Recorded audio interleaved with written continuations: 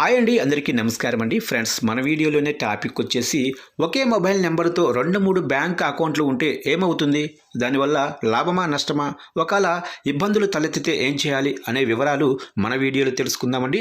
Video మాత్రం పూర్తి వరకు చూడండి ఫ్రెండ్స్, అప్పుడే మనకి పూర్తి సమాచారం అయితే తెలుస్తుంది. అలాగనే ఒక లైక్ చేసి ఇలాంటి మరిన్ని అప్డేట్స్ కోసం మన ఛానల్ని ఇప్పుడే సబ్స్క్రైబ్ అయితే చేసి ఫాలో చేయండి ఫ్రెండ్స్.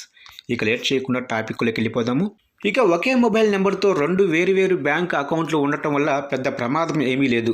కానీ రోజువారీ వాడకంలో కొన్ని చిన్న ఇబ్బందులు ఎదురయ్యే అవకాశం అయితే ఉంది. అవేంటో మరియు మీరు ఏం చేయాలో ఒకసారి మనం తెలుసుకుందాము. ఇక ఒకే మొబైల్ నెంబర్తో 2-3 బ్యాంక్ అకౌంట్లు ఉంటే ఎదురయ్యే ఇబ్బందులు చూసినట్లయితే యూపీఐ కన్ఫ్యూజన్. ఎవరైనా మీ మొబైల్ నెంబర్కు డబ్బులు పంపినప్పుడు అవి మీరు కోరుకున్న అకౌంట్లోకి రాకపోవచ్చు.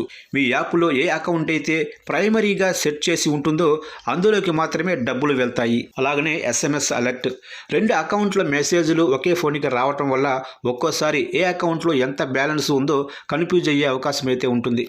ముఖ్యంగా మెసేజ్ చివరన ఉండే అకౌంట్ నెంబరు చివరి 4 అంకెలను మీరు ప్రతిసారి గమనించాల్సి ఉంటుంది. అలాగనే బ్యాంక్ యాప్ లాగిన్ సమస్యలు. ఒకే బ్యాంకులో ఉదాహరణకు 2 ఎస్బీఐ అకౌంట్లు అంటే 2 ఖాతాలు ఉంటే బ్యాంకు యాప్ వాడేటప్పుడు ఒక్కోసారి టెక్నికల్ ఎర్రర్స్ రావచ్చు.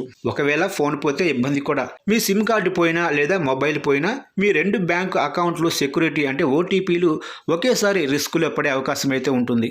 ఇలాంటి రిస్కులు లేకుండా ఉండాలంటే మనం ఏం చేయాలంటే ప్రైమరీ అకౌంట్ సెట్ చేసుకోవాలి. మీరు వాడే యూపీఐ యాప్లో అంటే గూగుల్ పే, ఫోన్పే అలాగనే పేటిఎం మీకు ఏ అకౌంట్లోకి డబ్బులు రావాలో దానిని ప్రైమరీ అకౌంట్గా సెట్ చేసుకోండి.